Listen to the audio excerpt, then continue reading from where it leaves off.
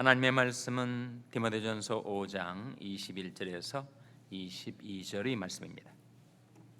하나님과 그리스도 예수와 택하심을 받은 천사들 앞에서 내가 엄히 명하노니 너는 편견이 없이 이것들을 지켜 아무 일도 편벽되이 하지 말며 아무에게나 경솔히 안수하지 말고 다른 사람이 죄에 간섭지 말고 내 자신을 지켜 정결케 하라. 아멘. 할렐루야. 서로의 평강의 복을 기원하는 마음으로 샬롬 인사 나누시기 바랍니다. 샬롬. 샬롬. 오늘도 화요 새벽 기도에 잘 나오셨습니다. 한 가지 알리는 말씀은 김환규 집사님 부친 김영극 장로님이 어제 캐나다 밴쿠버에서 향년 94세로 소천하셨습니다. 장례식은 밴쿠버에서 다 진행이 된다고 하는데 유족들을 위해서 기도해 주시기를 바랍니다. 우리가 디모데전서 5장 말씀을 지금 상고해 가고 있는데 디모데전서 5장은 특별히 교회의 지도자들, 장로님들이나 권사님들이나 구역장님들이나 물론 교역자들을 포함해서 어떻게 하면 하나님이 교회에서 하나님의 뜻을 따라 행할 수 있을지 우리 목회에 대해서 말씀을 해주고 있습니다. 그래서 사실은 교회의 모든 지체들이 다 이 말씀에 해당된다고 볼 수가 있죠. 교회의 지도자들에게 요구되는 세 가지 요건이 오늘 본 말씀에 나타나 있습니다. 첫째는 공정입니다. 오늘 본 말씀 21절 먼저 같이 읽겠습니다. 21절 말씀 같이 읽겠습니다. 시작. 하나님과 그리스도 예수와 택하심을 받은 천사들 앞에서 내가 엄히 명하노니 너는 편견이 없이 이것들을 지켜 아무 일도 편벽되이 하지 말며. 하나님과 그리스도 예수와 택하심을 받은 천사들 앞에서 명한다. 우리 모든 삶은 바로 하나님 앞에서, 그리스도 예수 앞에서, 그리고 하나님이 택하신 선한 천사들 앞에서 펼쳐지고 진행이 되고 있습니다. 우리 모든 삶은 다 하나님의 감찰하시는 목전에서 이루어지죠. 경건한 사람은 누구인가? 성경이 보여주는 진정한 경건은 하나님이 면전에서 행하는 자라고 합니다. 하나님을 경외하고 하나님을 신뢰하면서 하나님 앞에서 일거수일투족을 행하며 사는 자가 진정한 경건한 자인데 정말 우리가 그 경건에 미치기에는 많이 부족하죠. 그러나 우리 삶의 방향만큼은, 우리가 추구하는 목적만큼은 바로 그 골을 향해서 살아가고자 하는 것입니다. 그런데 그렇게 살아가려는 하나님의 백성들에게 첫 번째 요구되는 것은 공정함이라는 거죠. 그래서 너는 편견이 없이 이것들을 지켜 아무 일도 편벽되이 하지 말라. 편벽되이 행하는 것,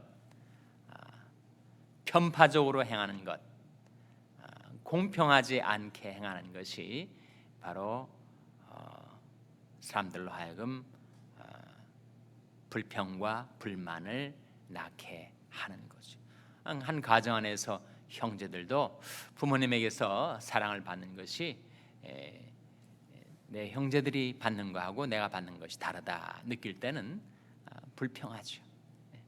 제가 아들과 딸을 키웠는데 아이들이 어렸을 때 제 딸아이가 오빠에 대해서 항상 경쟁심이 있어가지고 엄마 아빠가 뭘 주면 지 받은 것 안 보고 오빠가 뭘 받았나 봐가지고 no fair라는 말을 자주 했었습니다. 페어하지 않다는 거죠. 공평하지 않다고, 공정하지 않다고. 어린아이들도 공정하지 않으면 불평하고 화를 냅니다. 그래서 교회 지도자들은 모든 교인들에 대해서 편벽되이 행치 않도록 편파적으로 행치 않도록 공정함과 공평함을 추구해야 합니다. 왜 편벽대행하는가? 편견이 있기 때문이라는 거죠. 먼저 편견을 가지고 보니까 편벽대히 행하게 되는 것이라 하는 것입니다. 하나님은 공평하신 하나님, 하나님은 그 행하심이 항상 공정하게 행하십니다. 성경은 그것을 바로 미슈파트라고 해서 공의라고 합니다. 공의. 하나님은 공의로우신 하나님. 그래서 하나님이 행하신 모든 것들은 공평하고 공정한데, 교회 지도자들은 하나님에게서 무엇보다도 그 미슈파트, 공의를 행하는 것을 배우기에 힘써야 합니다. 그러려면 먼저 편견이 없이, 프레주디스가 없이 사람들을 바라볼 수 있어야 하고, 그래서 우리가 행하는 모든 일들에 편파성이 없이, 편벽됨이 없이 공평, 무사, 공정하게 행해야 할 것을 우리에게 깨우쳐주고 있습니다. 두 번째는 그 다음 구절 22절에 나타나 있습니다. 22절에 보시면 아무에게나 경솔히 무엇하지 말라라고 했습니까? 안수하지 말라. 아무에게나 경솔히 안수하지 말라라는 말씀의 의미가 무엇일까?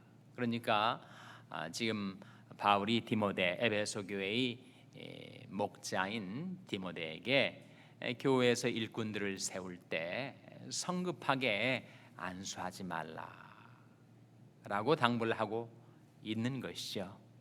그것은 지도자의 요구되는 신중함의 권면입니다.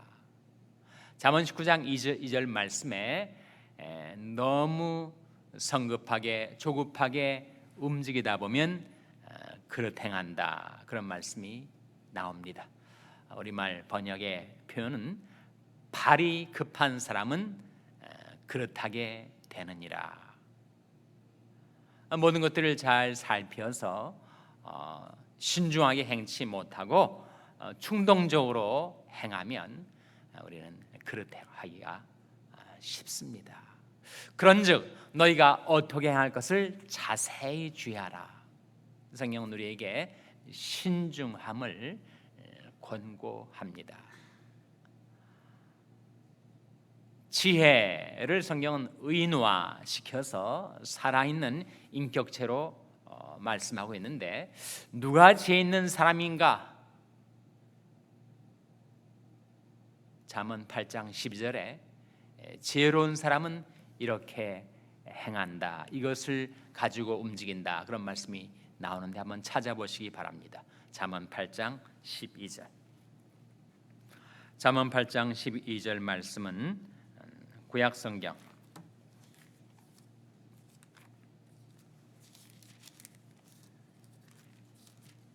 구약성경 919면입니다. 구약성경 919면. 구약성경 919면 잠언 8장 12절 말씀 찾아서 한번 같이 읽겠습니다. 잠언 8장 12절 말씀 같이 읽겠습니다. 시작. 나 지혜는 명철로 주소를 삼으며 지식과 근신을 찾아 얻나니. 나 지혜는 무엇으로 주소를 삼는다고요? 명철로 주소를 삼는다. 나 지혜라고 했으니 지혜를 의인화시킨 거죠. 히브리어로 이 헬라어로 여기에 지혜가 바로 소피아입니다. 소피아. 요즘 여자아이 이름 지을 때 소피아라는 이름을 짓는 경우가 있는데, 사실 소피아는 헬라어로 지혜를 말하죠. 히브리어는 뭐라고 하는가? 호크마라고 합니다. 여튼 이 지혜가 지금 의인화되고 있는데, 나 지혜는 명철로 주소를 삼는다. 그러니까 지혜가 살고 있는 그 집 주소가 바로 명철이라 하는 거예요. 그 다음 말씀해 보세요. 낮에는 명철로 주소를 삼며, 그 다음에 뭐라고 했습니까?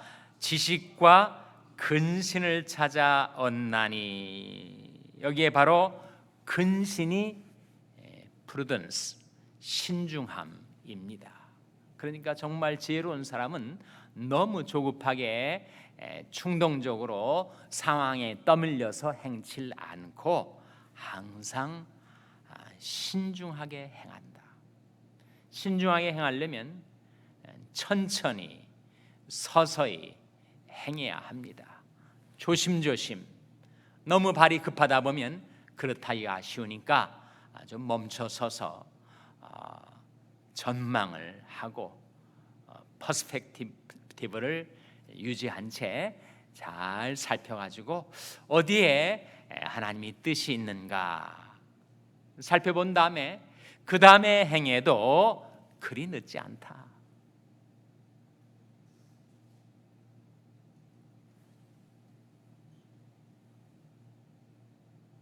박정희 대통령과 유경수 여사의 일화 가운데 그런 말이 있다고 해요. 유경수 여사가 박정희 대통령에게 상당히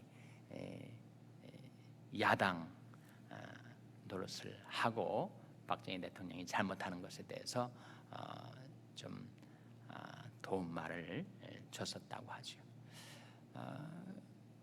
그분이 이제 군인 출신이라서 너무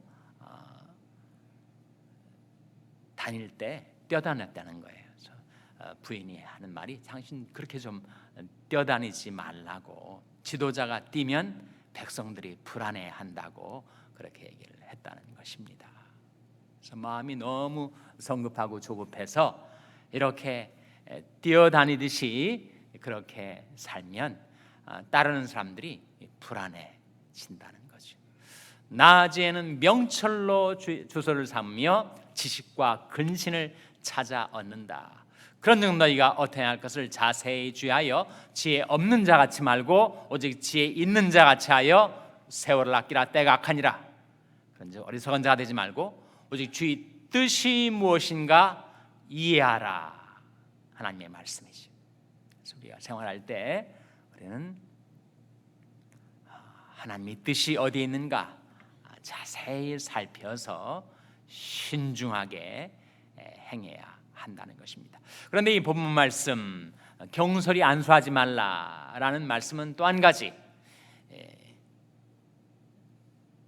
오늘날 지도자들에게 한국이든 미국이든 또는 어느 조직 어느 기관과 단체든 지도자들에게 다가오는 가장 큰 유혹과 위험인 바로 권력의 남용, 권력의 오용과 연결이 되어 있습니다. Abuse of power, 그것이 오늘날 지도자들에게 최대의 문제라고 하지 않습니까? 그래서 교회의 지도자들은 그 권한의 행사에 있어서 권한 밖의 일을 행치 않도록, 권한을 넘어서는 일을 행하지 않도록 자기에게 주어진 파워를 남용하거나 오용하지 않도록 신중해야 합니다. 권한을 꼭 다 써야 하는 것 아니죠. 권한 안에서 권한을 미처 다 행사하지 못하는 것은 괜찮지만 주어진 권한이 분량 넘어서서 그것을 행사하게 되면 그것이 바로 abuse of power가 되는 것입니다. 그래서 교회 지도자들은 신중해야 되고 그 권한의 사용에 있어서 남용하거나 오용치 않도록 해야 한다라고 하는 뜻을 포함하고 있습니다.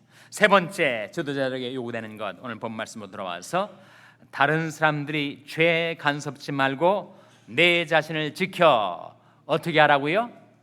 정결케 하라. 정결케 하라. 정말 지도자들에게 요구되는 것은 정결함입니다. 성결함입니다. 지도자의 능력은 성결함에서 나오죠. 지도자가 탐심을 품고 온갖 욕망에 휘둘리는 사람이라면 누가 그 사람을 따를 수가 있겠습니까? 그래서 지도자는, 특별히 하나님의 교회의 지도자는 하나님의 교회가 거룩한 것처럼 자신을 지켜서 정결케 하라고 말씀하고 있습니다. 사람이 어떻게 정결케 될 수가 있는가? 인간의 마음에는 여러 가지 죄악, 여러 가지 욕망들이 묻어서 우리 마음의 정결함을 상실하기가 쉬운데, 마음의 정결함은 어떻게 얻는 것입니까? 구세주의 흘린 피로, 저가 빛 가운데 계신 것 같이 우리도 빛 가운데 행하면 우리가 서로 사귐이 있고 그 아들 예수의 피가 우리를 모든 죄에서 깨끗하게 하실 것이요, 저희를 진리로 거룩하게 하옵소서. 아버지 말씀은 진리니이다. 하나님여, 내 속에 정한 마음을 창조하시고 내 안에 정직한 영을 새롭게 하소서. 그래서 우리가 정결함을 회복하는 길은 세 가지. 첫째로 구세주의 흘린 피, 둘째로 하나님의 말씀, 셋째로 하나님의 성령. 이 아침에 우리가 하나님 앞에 드리는 기도가 그렇습니다. 하나님, 나의 모든 허물과 추악한 죄악들을 주님의 십자가의 보혈로 씻어 정결케 해주시고, 하나님의 말씀으로 저를 거룩하게 해주시고, 깨끗하게 정결케 된 저희 그릇에 하나님 성령을 충만히 부어 주시옵소서. 그렇게 기도하실 때 자비로우신 하나님께서 우리 주 예수 그리스도의 이름으로 저와 여러분을 성령으로 충만케 해주시기를 주님의 이름으로 축원합니다.